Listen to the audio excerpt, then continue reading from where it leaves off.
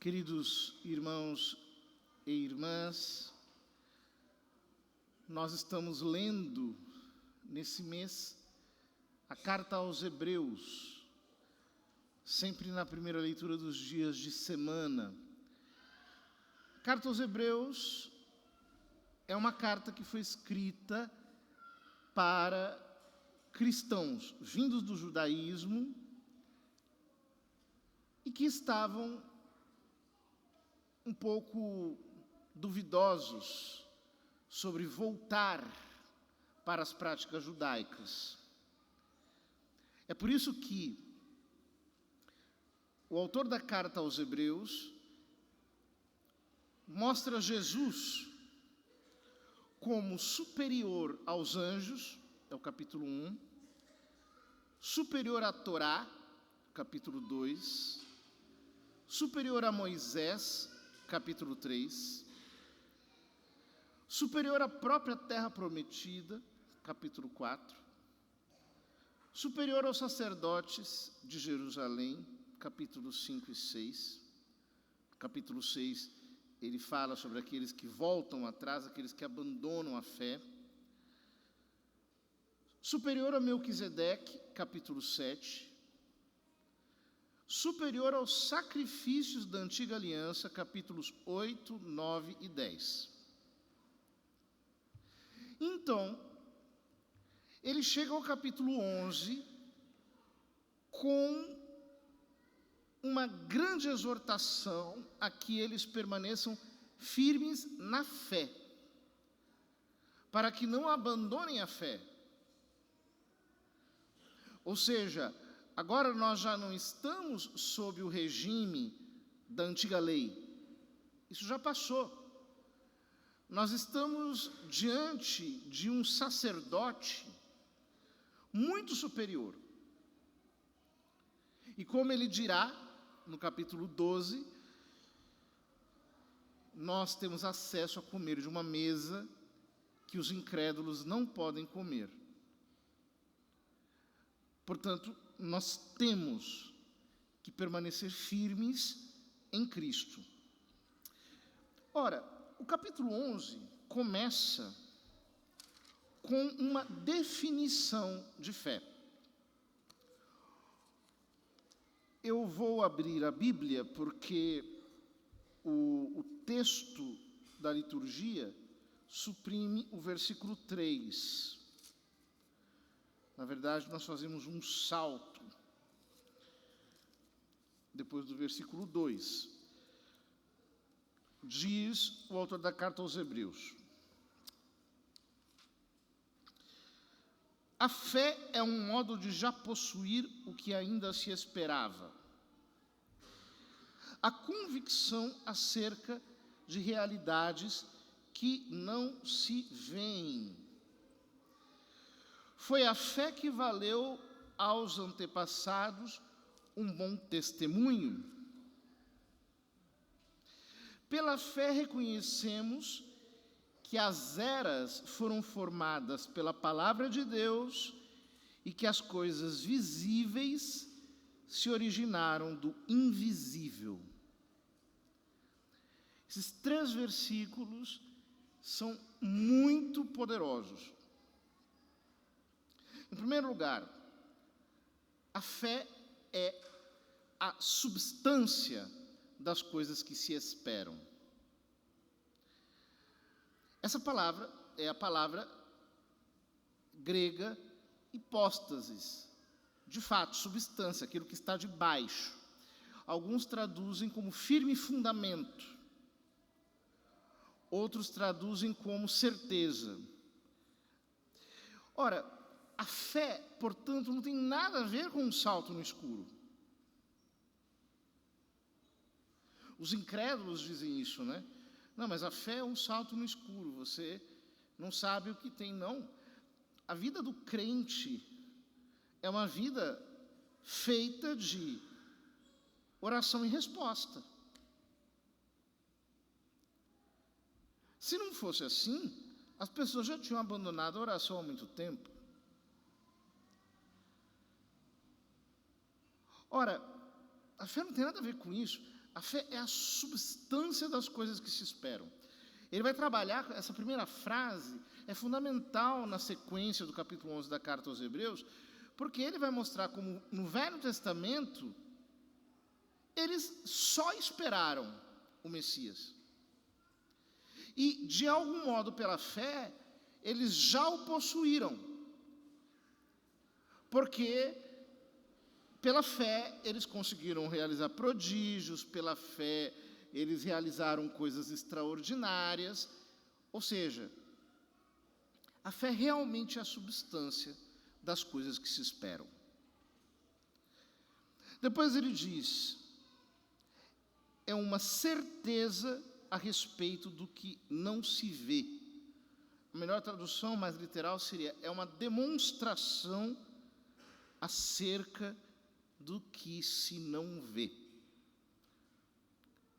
Ou seja, pela fé eu experimento da presença sobrenatural de Deus em mim. Há uma atestação interior do Espírito Santo no meu espírito. A fé não é uma incerteza. Esses dias eu assisti esse filme que está passando agora nos cinemas, né? Conclave, está fazendo um pouco de barulho. E uma das bobagens que o decano diz no seu sermão é que nós precisamos de alguém que duvide, porque sem a dúvida nós não podemos ter fé. Essa é uma concepção filosófica da fé. Não tem nada a ver com aquilo que a Escritura nos ensina sobre fé. A fé bíblica não tem nada a ver com dúvida. É uma certeza, é um lançar-se em Cristo. A palavra pistes fala disso, de fidelidade, de firmeza, de lançar-se sobre Deus e de não ser decepcionado. Quando Jesus diz no Evangelho de São Marcos, lá no capítulo 11 de São Marcos também, se orardes e não duvidardes em seu coração, crendo que isto aconteça, assim se fará. Ora, ele continua dizendo, pela fé reconhecemos que as eras, os tempos, foram formados pela palavra de Deus e que as coisas visíveis se originaram das invisíveis. Isso é fundamental. É uma experiência que todos nós temos, porque, por exemplo, amanhã é domingo, todos vamos almoçar. Mas você já está pensando no que vai fazer de almoço amanhã. Ou seja, as coisas visíveis provêm das invisíveis, tudo está no seu pensamento. O mesmo vale para as fórmulas matemáticas, o mesmo vale para as soluções químicas, o mesmo vale para as leis da física. Elas são e sempre foram válidas antes que alguém as formulasse, porque as coisas visíveis provêm das invisíveis. Quando nós assimilamos esses princípios e os colocamos em prática, eles nos levam a um tipo de mudança radical. Ou seja, se as coisas visíveis provêm das invisíveis, eu vou gastar muito tempo com as invisíveis. Se a fé é a substância das coisas que se esperam, e ela é a demonstração das coisas que se não veem, então eu vou gastar muito tempo gerando pela fé aquilo que eu espero.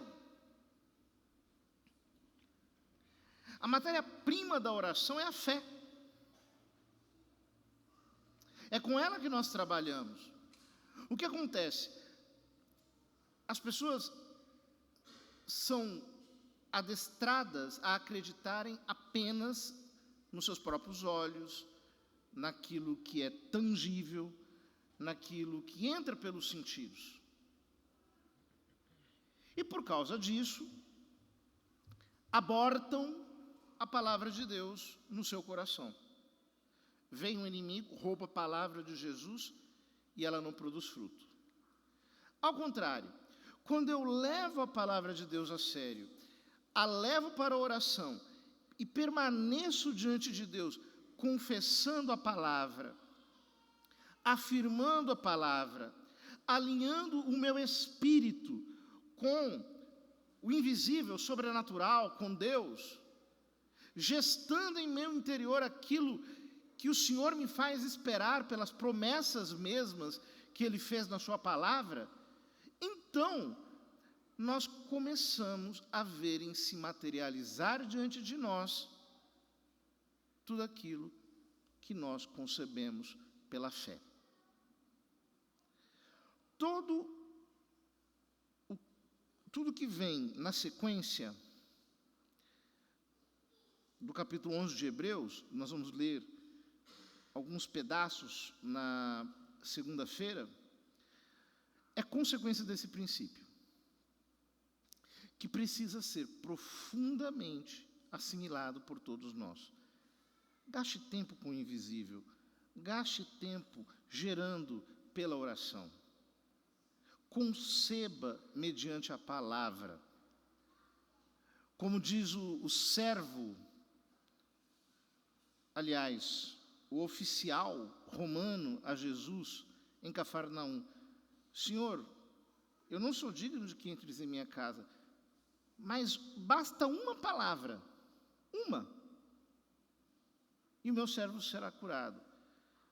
Essa semente divina que é a palavra, que é viva, que é eficaz, como nós lemos no capítulo 4 da carta aos Hebreus, precisa ser germinada no nosso coração.